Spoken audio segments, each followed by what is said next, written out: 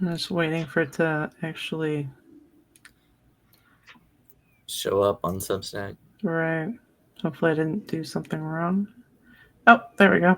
Cool.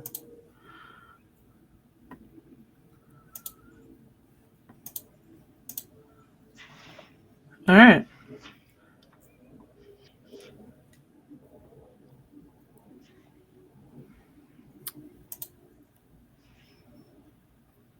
Yeah, there we are. Are we there? Are we everywhere? Are we? We should be everywhere. I can't monitor all the things because I've got a bandwidth issue. So Oh, okay. Well, I have the Substack live open, oh, but I'm not on YouTube. I mean, I'm not currently right I now can on YouTube. Oh, put that look at on me! there. I switched to the big screen. Oh no.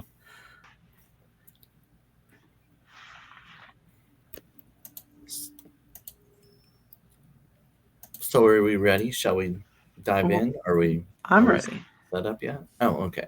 Yeah, we're good to go on my end. Well, hello everybody. I'm Brandon Elrich, joined by the poet Miranda and Sarah for our weekly trauma talk. What do we call it? Trauma and voices, trauma and signals, signals and voices. There's so I many don't different. know. Trauma and voices, I guess. Oh, okay. Well, whenever I publish it, I publish it as trauma talk. So it's got trauma in the name. We're here for our weekly trauma. You're going to inflict trauma on us. As if you don't get enough of that in your daily lives. You come here to escape, and we pour more on you. Oh, So, one of the things I was thinking about lately, especially, is the holidays and stress associated with the holidays. We just came out of one of them, at least here in the U.S. I know Canada had their Thanksgiving in October, I think it is. But um, especially I think everybody deals with stress around the holidays with their families and things like that. But as a queer person, especially when you have family members that don't accept you as you are, or they don't necessarily want you at your holiday gatherings sometimes, or they might tolerate you, which is certainly not a great feeling to have. But No. um, so, how did you all, since we just got done with Thanksgiving, did you all celebrate with family and how did that go? Miranda, do you want to go first? Oh, yeah. Sure. So, um, we have decided not to travel out of state, um, which it's hard, like not going to see family for the holidays. But the reason we made that decision is because last Christmas we did a road trip to go see my wife's family and to see my family, and I ended up getting threatened in a gas station um, because I'm one of those scary trans women. Um, so I don't have the issue of like having to see family that doesn't accept me. My issue is that um, I don't get to go see family. Um, and that was a really hard decision to make. And I know that um, there are a lot of trans people who regularly travel and have no issues. I know other trans people who have had the opposite, where they've been assaulted and had to deal with that on the road. Um, so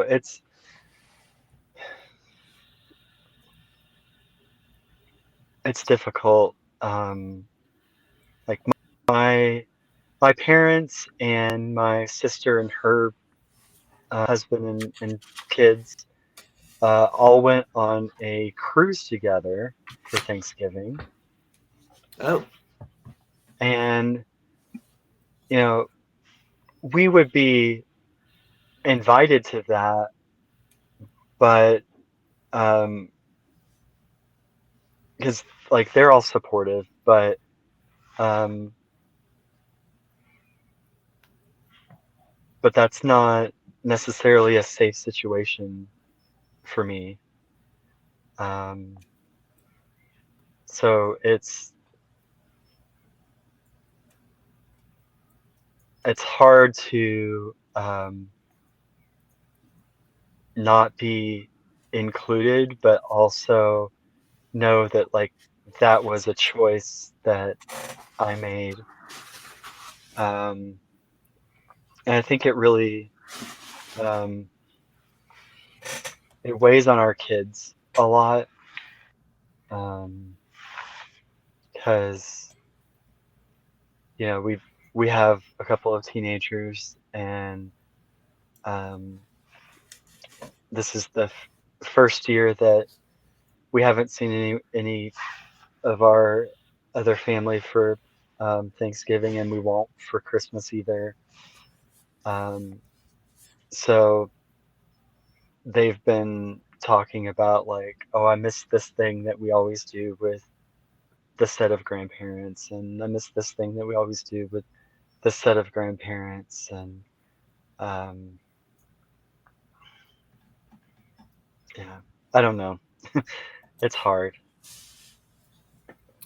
so do you ever like? Do they ever come to you?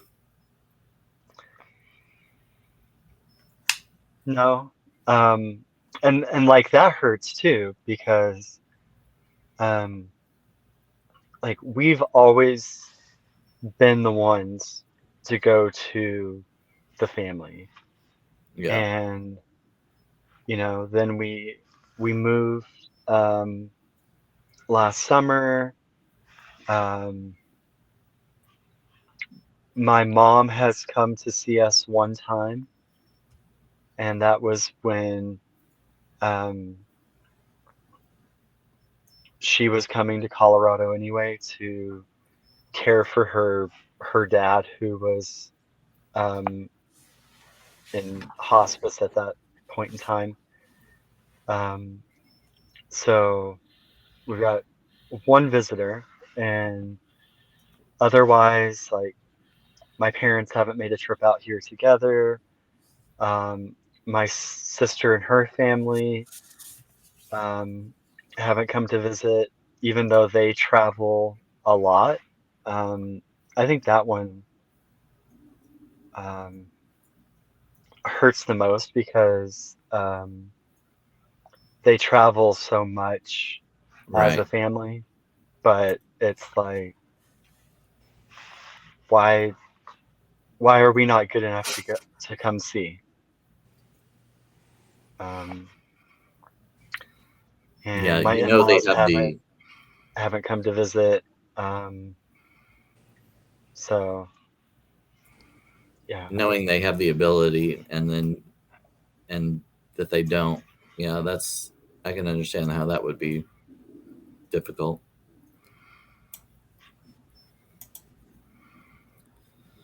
And oh, before we go to Sarah, I just wanted to say for anybody in the chat, if you want to weigh in with any relevant questions or comments, um, feel free.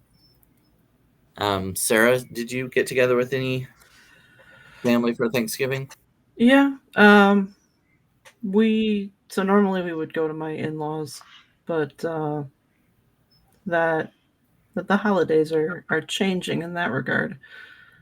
So I was with my mother and my child, and we went to go see my sister and my nephew.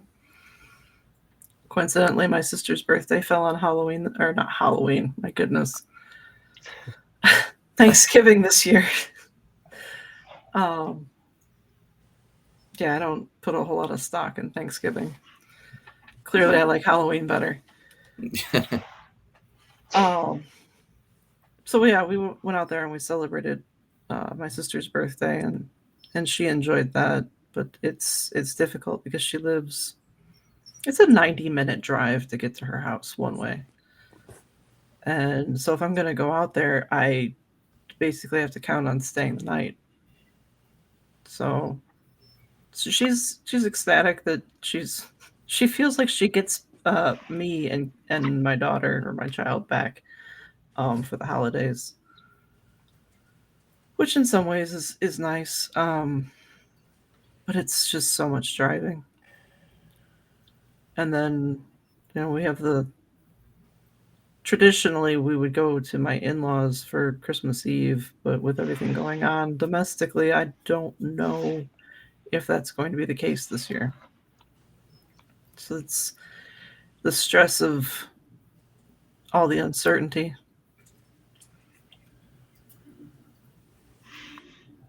That's pretty much it for me for the holidays. Oh, I went to my parents' house, and I brought a friend, a straight female friend, with me, and I I always, I don't know, I wonder sometimes if my parents are still hoping that maybe we're dating or something, or that that maybe I'm not Like, gay. yay, he brought a woman home. Yay. Right, right, right. And I'm like, I don't know.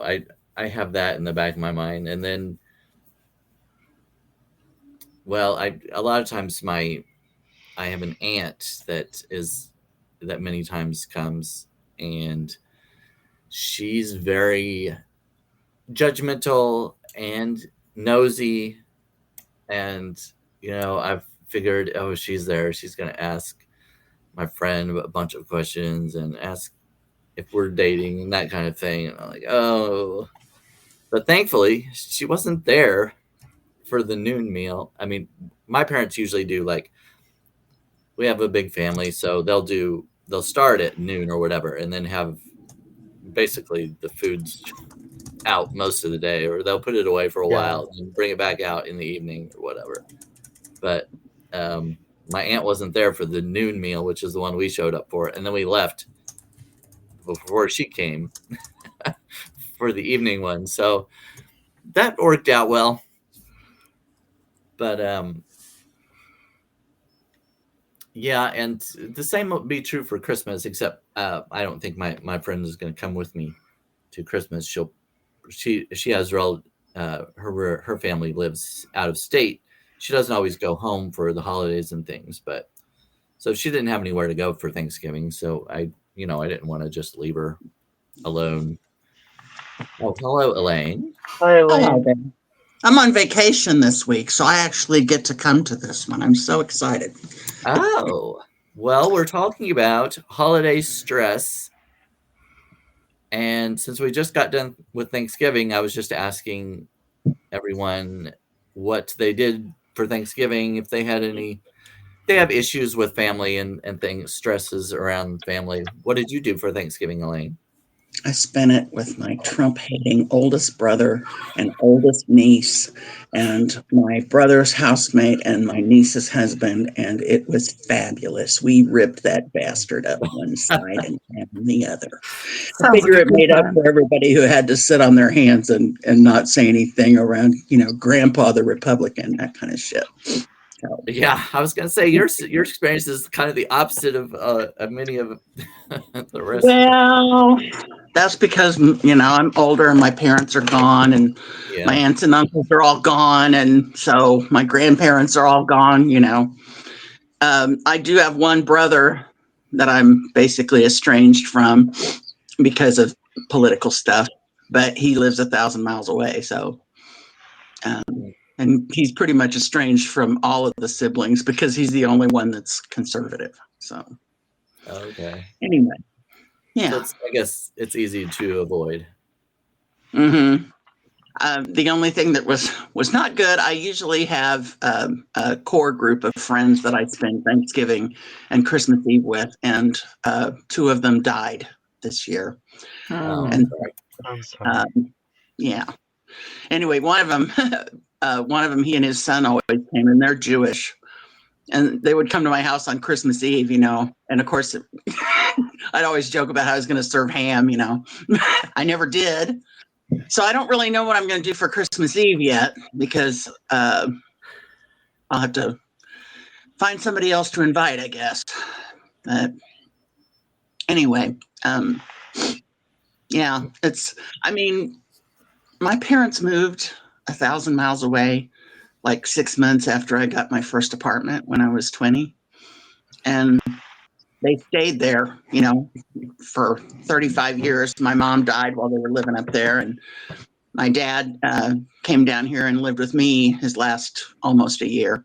But we were apart all those in like 35 years. And so I wasn't used to having Thanksgiving with family anyway. So I would Okay. get together with friends or whatever. Sometimes I'd go home for Thanksgiving, but not very often. So,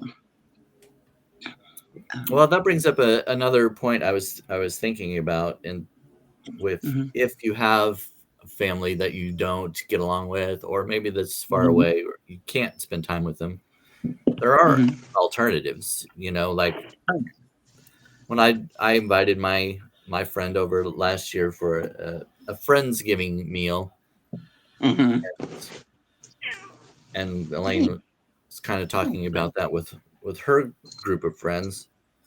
mhm. Um, Miranda, since you don't have that, since you can't go to your families, have you thought about any kind of community or friends to start kind of a tradition just in your own Yeah, community? so this year we just did just our household, our four-person Mhm. household. Um, so like it was still um it was still nice, and like we went through the trouble of making a feast. Um my wife made roast duck, um and um pumpkin pie and stuff, and um but like I also um checked in with um, some friends in the area who um, were either just doing Thanksgiving solo or were doing different friendsgiving things. Um, yeah, so I don't know if next year or if around Christmas we're gonna try to add more people in or not. We'll see. Mhm. I used to do a thing since I live in a housing cooperative and we have a club room. I used to reserve it every Thanksgiving and I'd have like a neighborhood dinner. And it Okay. used to be Oh, pretty well done. somebody Mhm. reserved our club room. They were having a Yeah. good time. Well, I reserved it this year, but there was only going to be five of us. So I said, hell with it. We'll just be at my house. And since I didn't have Yeah. to actually cook, my oldest brother picked everything up from some local uh, restaurant that was doing Thanksgiving takeout, and I didn't have to do anything except provide the venue and the dishwasher. sounds like a Never good buy time. dishes anyway, Yeah. So anyway, yeah, it was nice. But yeah, there used to be a lot of older people in this neighborhood, and a lot of them were alone. And so the dinner down in the club room was real popular with them. And well, sad to say, they've mostly kind of died out. So Mm. last time I had my friends from outside were the only ones who showed up. And I said, well, I'm not going to do this anymore. I mean, it doesn't cost me anything because since I'm on the cooperative board, I don't have to pay to reserve the club room. But it's a pain in the ass to haul everything down to the, instead of just having it in my house. So, but yeah, I think the first time I ever went to a Thanksgiving without my, like a Friendsgiving or whatever, was probably I was like 25 or 26, and some woman invited me, and it was just, this bunch of lesbians. And of course, they were all talking about their, satanic ritual abuse traumas and the horror of their menstrual cycles and all that kind of shit. And I was like, yeah, won't be doing this again for a while. And I didn't for about another 15 years. But anyway.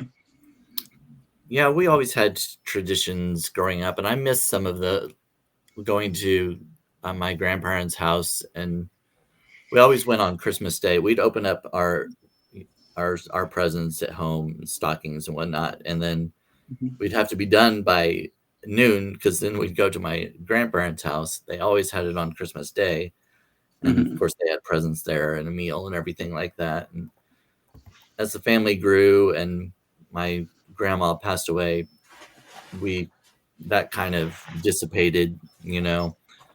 She was the one that kind of spearheaded all that, and without her, it's like nobody else, I guess, was as dedicated to it or really wanted it as much. So but that kind of kind of going off what Miranda said earlier about the kids missing certain things. We miss going here and doing this or whatnot.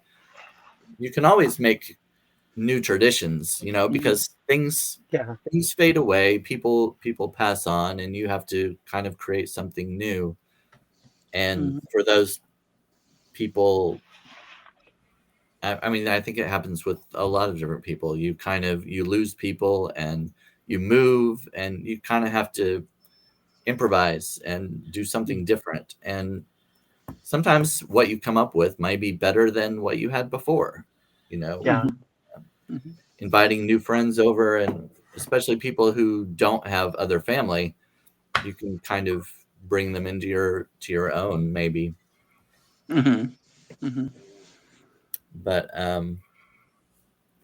yeah, I can't remember. There was something else I was going to go into next, and now I can't remember what it was. So what are some of the things that you do to relieve that stress? Like if you do go into a family gathering and you have those family members that don't necessarily agree with you or that don't accept you, that kind of thing, are there ways that you cope or ways that you avoid that stress? And I'll start with one of mine. I was talking about my aunt that would often come to our family gatherings, and we usually have like a buffet line. We don't have like one big table that we pass around the food and stuff like that. We just go up and go through the line, and fix our plates and go sit down. So one of the things I do is I sit back and wait till she goes so I can see where she's going to sit. Yeah. I sit on the opposite side of the room or a different table or whatever it is, So my strategy is often to evade and avoid, kind of escape the judgmental eyes and mouth of some of my family members. Yeah, it's like sit with a little clique of family members that are allies and right, sort of have your own conversation. Right. Doesn't always work, but I can avoid pretty well. Does anybody else have any ways that you avoid certain family members or certain types of stress? I mean, I 1,000 miles away. Well, that's true. I was gonna say the family members of mine that I know would be judgmental of me. Um, the one of them lives in Florida, so I'm not gonna see him. And um, my aunt from the same family lives not too far away, but we don't ever get together with them anymore because we just kind of stopped after my grandfather passed away because it seemed like that's the only reason we were getting together with them. Yeah, that's kind of like with mine, with my grandma. And then, going the prospect of seeing my in-laws over Christmas Eve, like with me only being so recently out, nobody in the family really knows. Okay. So my mother-in-law doesn't know. Like my mom knows, my sister knows, a couple of my cousins know. But like Joe's family doesn't know at all. So when he goes and talks to his mom, she's just like on this kick where like, oh, you guys could get back together, blah blah blah. It's like, No, there's So- kind of a barrier to that idea. yeah, but she has no idea.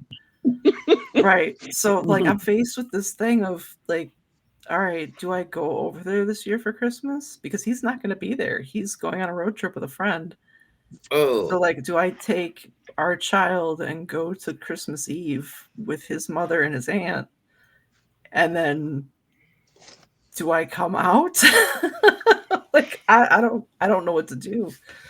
So that's one thing I was going to ask about. Like, have you and he talked about any kind of plan for telling his parents, or no, he had the opportunity to, but said that it wasn't his story to tell, which I appreciate.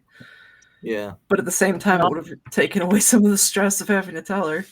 right? If you want some free advice from someone who doesn't have children, Sure, don't do it on a holiday. Don't do it on a holiday. If you go to their place for Christmas, do it for your kids, and just don't do this on a holiday. My kid is grown. My kid is also queer, and she doesn't know about that either. So, yeah, I mean that's just me. I mean, it's not anything to be ashamed of, but you also don't want to make it, It's a good point. Yeah. I mean, when I was back in the 90s, when I was with this woman who was, God, I should have known. Her family was a lot harder to deal with than mine was. And we would spend holidays with them. But there was one Christmas where I was like, I am not going to your sister's house to be, disrespected again. Like last year, it's not happening. And so I didn't. I spent the day with one of my brothers, and I don't even remember what her sister and I were so ramped up about, but we were very alike in our personalities, and that probably had as much to do with it as anything else. But her sister was also raising a small child at that point, and was very worried that the evil lesbians would Oh my goodness. corrupt him. So I mean, it's a little boy. Come on, what are we going to do? Teach him to be more like a boy? Fuck. I mean, my nephew keeps saying that he wants to be a girl, but that's because he sees girls being able to do all these things. Like all of his cousins can swim, and my child is, an amazing artist, and so he sees all these powerful, feminine people that, yeah, and he just wants to be able to swim. I'm glad he sees it that way. Yes. Right. But anyway, no, I would not come out to them on a holiday. So That makes sense. yeah. Probably is a good idea to think about when you're going to do it, though. And Well, yeah. Maybe not. Yeah. Well, I mean, in a way, it's like you don't owe them an explanation, especially now that you're not going to be married to their son, but you're still going to be their grandchild's mother. Right. Yeah. So in that regard, they're gonna find out one way or the other anyway. But it doesn't have to be because you tell them. Yeah. You know, And there's it's a case. like there's different levels of information you can give them. Like, Mhm. you know, you Yeah. don't have to explain your whole backstory necessarily, Mhm. but you can make it like, hey, this is You need to here's stop here's a hoping for label this. you can like associate with me, and that's it. Or you can, you know, go deeper or not, whatever, you know. Has your child talked about coming out to family or anything? No, she says, well, she is as gender fluid as I am, so I should say they, and most of the time I do. But the general idea is that they're not coming out anymore. That what's done is done, and anybody who needed to know knows. Oh, okay. Mhm. Which I can respect. Yeah. Mhm. Yeah, that's the other reason I kind of avoid a lot is because I don't feel like I need to tell anybody, and I don't know. A lot of Oh, family can be very nosy, and that like they need to know things about your life and what you're going to do with your future and things like that. It's like you don't really. I mean, yeah. but it's kind of hard to deal with when you grew up with these people. You know, like my aunt is kind of like my second mother almost. You know, she helped raise us and stuff. We went over to her house all the time to play and stay the night, things like that. Did you have to do that? Sorry, one of the cats just knocked something over. Well, Cats being cats. I put up my tree Saturday, and well, I put up two trees. I put up one in my living room and in front of my big window. You know, I wanted people to be able to see it, but I'm doing these lives and everything. I usually do it in my office area, so you know, I wanted to put up one as a backdrop. So It looks nice. hopefully the blinking lights aren't too distracting for people. But anyway, um, I don't remember what I was talking about. Something about family being nosy. I don't know. But growing up, yeah. Growing up with certain family, you feel like they've known you all your lives, and yet they haven't. Because like with me, I wasn't out. I didn't come out, you know, growing up. I may have seemed a little gay to those outsiders, but sometimes when something is right in front of your face, you don't see it.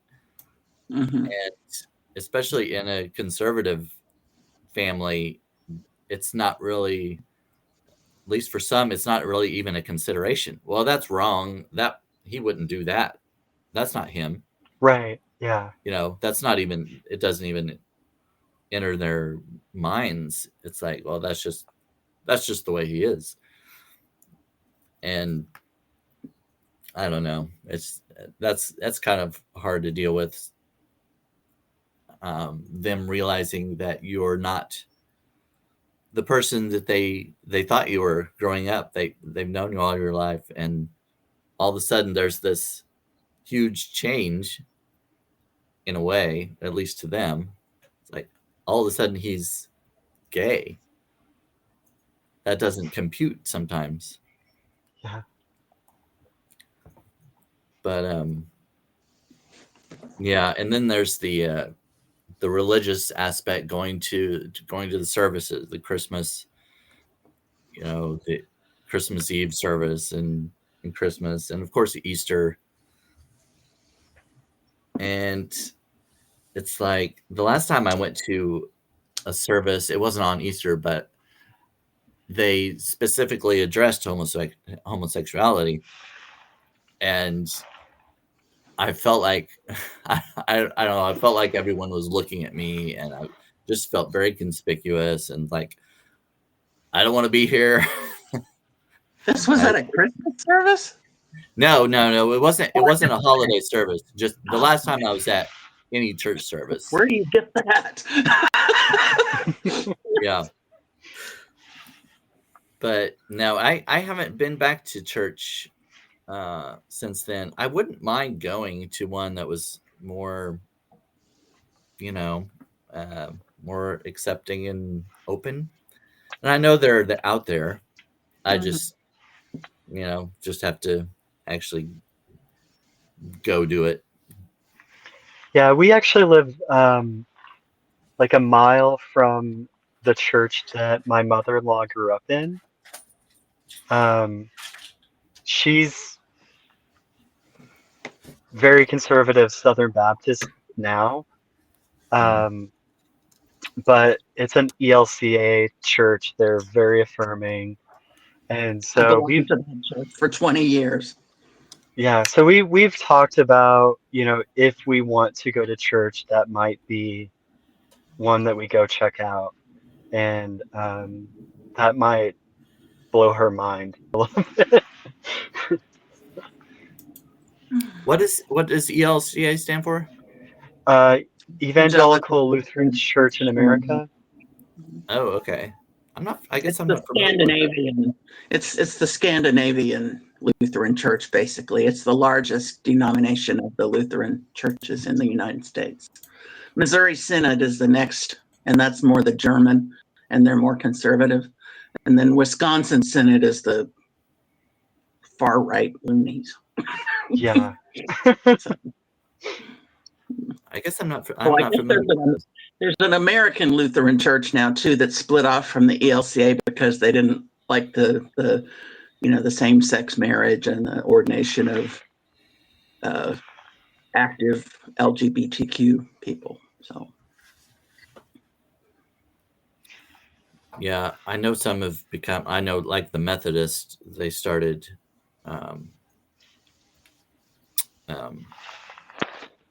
adopting, or what is that called when you make someone a preacher? Ordaining, yes. Some words, they're just right there. I just can't think of it.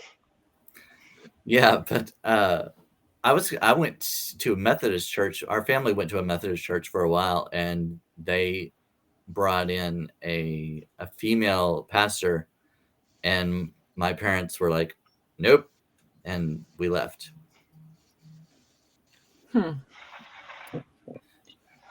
Yeah, because they were raised, my mom especially, she was raised in a Pentecostal church, and that was not allowed. Pentecostal, women could not be preachers. For some reason, they could be Sunday school teachers. Yeah. Which was, I don't know. I don't see really the difference. You're still that way the guys don't have to teach Sunday school and deal with the kids. Yeah. Yeah, that, like they see Sunday school more as a child care function than any kind of like Christian education. And then also having the men be the preacher, the pastor, like whatever term they use, confers like a level of authority, and that's what's important in that structure, is the hierarchy of authority. Yeah. But on a basic level, you're still doing the same thing, right? I mean, you're still teaching the Bible to others. And if they really thought about it, teaching children has more of an impact. You know what I mean? I mean, when you're taught something when you were young, that really sticks with you. I don't know. Seems a little odd. But anyway, yeah, we went to the Methodist church until they brought in a woman. and then, of course, they started ordaining people in the LGBTQ community also. And I think do the Episcopals? Yes. Okay. Yeah. The mainline denominations would be ELCA, the Presbyterian Church, the United Methodist Church, the United Church of Christ, some of the Disciples of Christ. That's the heck of it. They may use the same name, but in different congregations. I worked for the Bishop of Missouri and Kansas for 5 years during the years I was in the ELCA. And there were a lot of congregations that were very conservative. And there were other congregations that were very liberal. I mean, they had to follow the ELCA's. In order to stay an ELCA congregation, you had to agree to the same, standards or whatever you want to. But a lot of congregations left the ELCA over when they started ordaining active LGBTQ and performing same-sex marriages. Yeah, I think was it Wendy was talking about just a couple weeks ago. It seems like Methodists, some of the Methodist churches in the South, they didn't like that they were ordaining queer people and wanted to argue with it, and they said no, we're going to do it, and so they broke away from a faction of them, I guess, broke away. Yeah, I mean, I grew up 4th generation RLDS on my mom's side, and there's no church that has split more often than the Mormons. I mean, RLDS was just the largest and probably one of the first splits, and it came about because Joseph Smith's wife Emma, after he was assassinated, she hated polygamy and didn't want any part of it. And she had a son who was still a child when his dad was killed. So he wasn't old enough to lead a church yet. But she got some other guys who were cool with it, and they started the RLDS church. And once he was old enough, he became the president and prophet. So, and then it was passed down until I think 96 was the first time that they went outside the Smith family lineage. So. And a lot of people left over that. So, but in 1984, when they voted to that women could be ordained, a lot of congregations left the RLDS over that. So, yeah, I've seen and heard about a lot of church splits over sometimes very minor things. What seems to be minor things, but. Yeah, they can't seem to agree on anything. Anyway, well, I didn't write anything down when I thought of this topic. I just thought, oh, we'll just talk about this. And so if anybody else has any more insight about holiday stress. I mean, we've talked about family. I guess there are other holiday stressors, though. Gifts, shopping, Cooking. That was something that came up over Thanksgiving. Like I normally I host, and I end up doing a lot of the cooking. And I was telling my kid that like I feel like I should be doing more because my mother was upstairs peeling vegetables and my sister was prepping the ham and this and that, and I made a pie and I brought it with me, and that was all I did. And my kid's like, well, you do so much in terms of cooking. Take a break. I was going to say, yeah. Just stop. I didn't cook this year. My brother brought everything, and his daughter brought a whole bunch more. It's like we had enough food for at least a dozen people. So, and I didn't have to cook a lick of it. I loved it. Yeah, Sarah, I can kind of relate to that. Whenever I go to my parents' house, I always feel like I need to bring something, and yet they always make a ton of food, and they enjoy doing that. They want to do it, but I still feel like I just I try to tell my mom, no, don't make that. I can bring a dessert. I can bring a couple of desserts. You don't have to make all of this stuff. Let somebody else do some of it. But even when I tell her that I'm going to bring stuff, she still makes it just as much as she would have otherwise.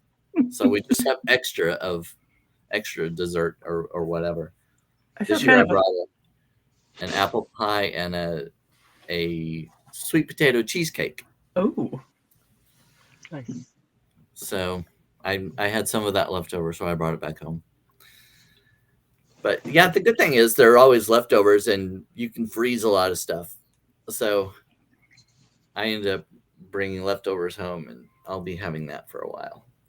I kind of feel an obligation to bring a dessert because I have dietary restrictions, Oh yeah, and so like Yeah, that's if I the want boat we're something, in too. yeah, if I need something that's sugar free and we're talking about desserts, well, it's better off if I just make it myself. yeah, And that's then true. adding, not being able to have gluten this year, that just added another layer to it. So Yeah, Yeah, I think I would. my wife and one of my kids can't have gluten, and I can't have dairy. So, like, putting the burden on the other family to figure out how to meet those needs is like they don't need to learn gluten-free baking. We already know it. Yeah, So, well, I think that's a better attitude than some people. Some people would just put it on them and be like, "Well, we can't have this. We can't have. You need to accommodate us if we're right, going to come to your dinner." No, yeah, I think that's good. Bring your own stuff if you Yeah, know my how to make it brother's my already. brother's housemate has to have everything gluten free, and she brought her own stuffing, her own dessert. You know. that's awesome. Yeah, Mhm. So. yeah, I think that's the way to do it. I think it's kind of Mhm. hilarious that of all the desserts that we had over Thanksgiving, the gluten free, sugar free pumpkin pie was the only one that was completely gone. yeah, people will be like, "Oh, I hate gluten-free things," and then like gobble it up once it's there. Right, like from from my perspective, you wouldn't even be able to tell that that was a gluten free and sugar free pumpkin pie. Well, I think they're getting a lot better with that kind of thing. I mean, it used to be like Yeah, they are. anytime you went to get sugar free or diet anything, it was going to taste bad. That's just how it was. Right. But yeah, I think there's a lot better now. There's some sugar free things that I've bought that I really liked, and I didn't buy them because they were sugar free, but they tasted better. I liked them. I don't do much sugar free baking myself, but right now I don't have to. So That.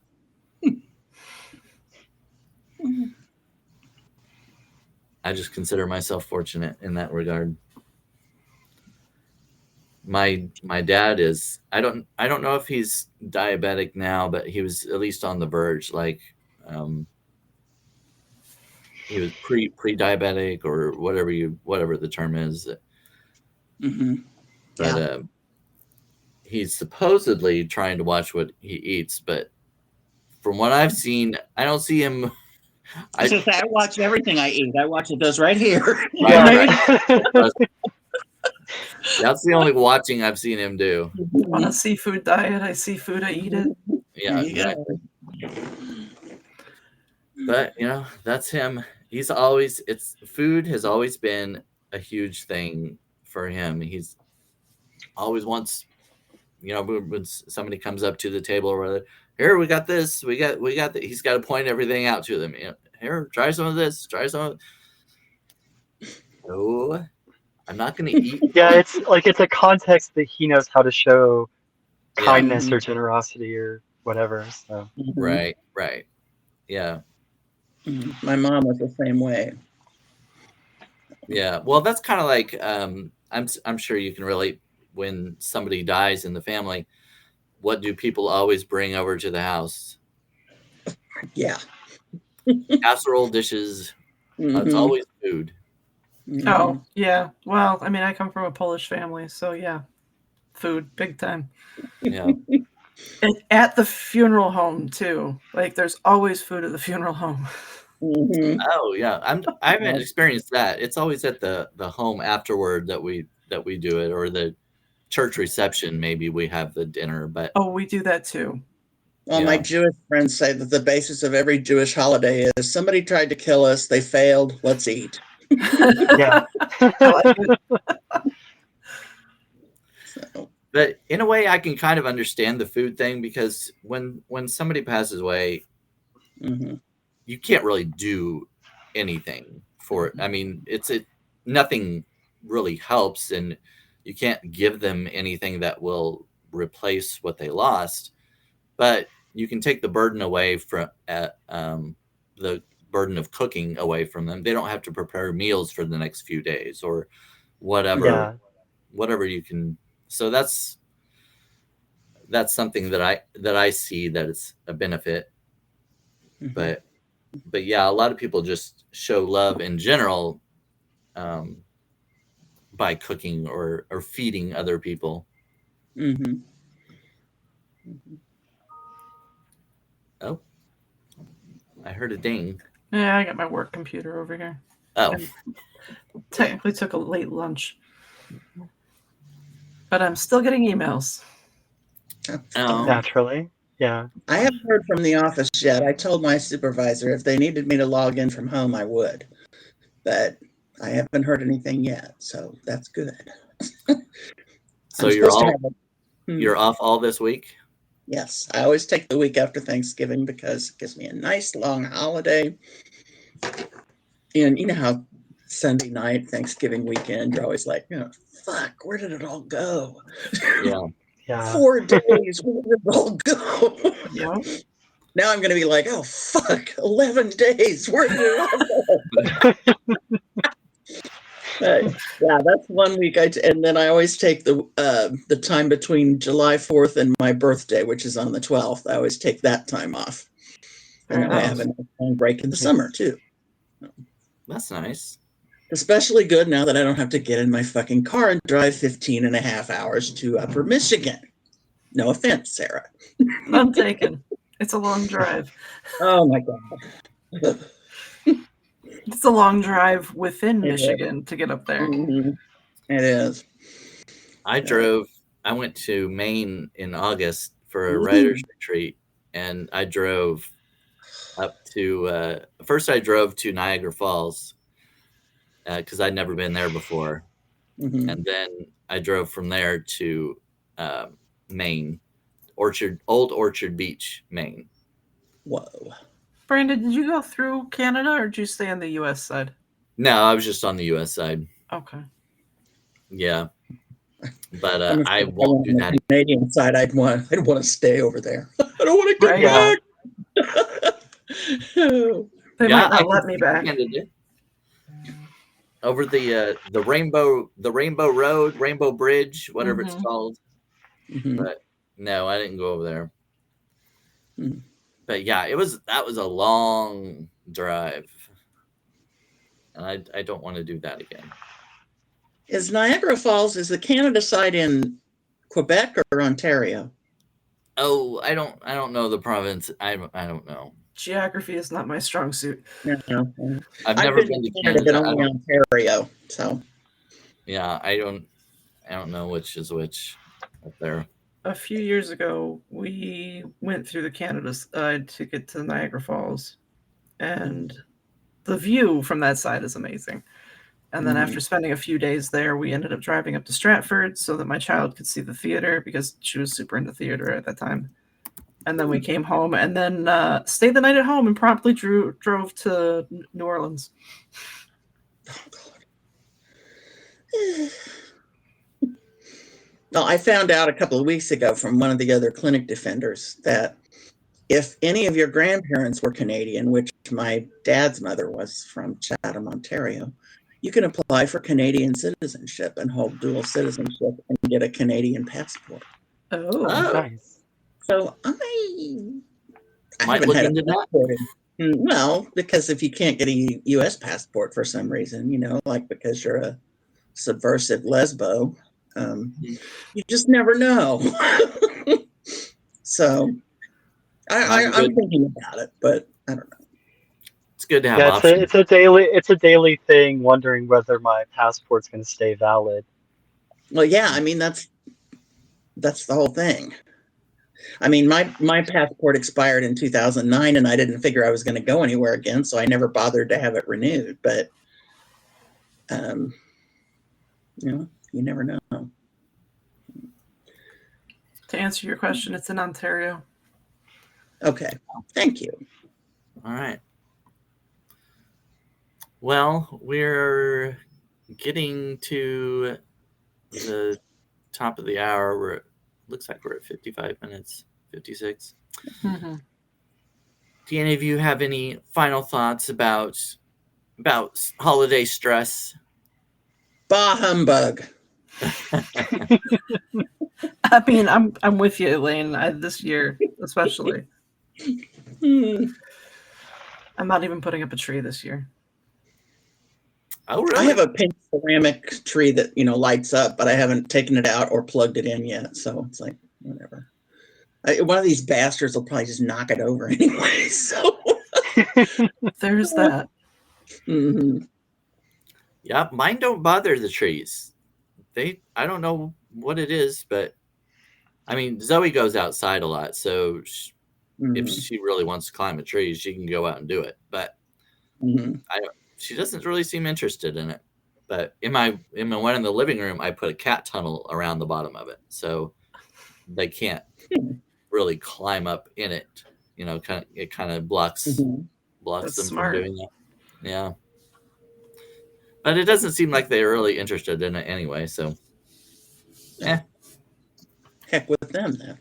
Yeah, it's fine. I don't want you bothering my tree anyway. Well, I mean, I have friends who they hang their tree upside down from the ceiling.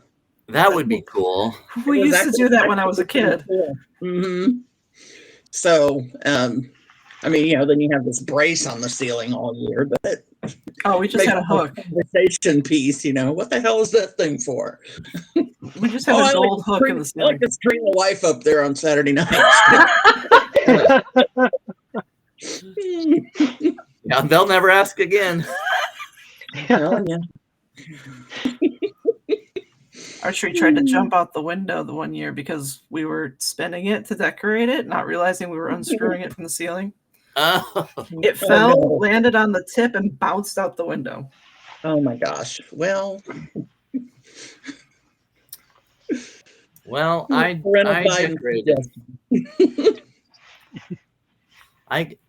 living in my great aunt's. My great aunt used to live in this house, and after she passed away, she had tons of Christmas decorations. I mean,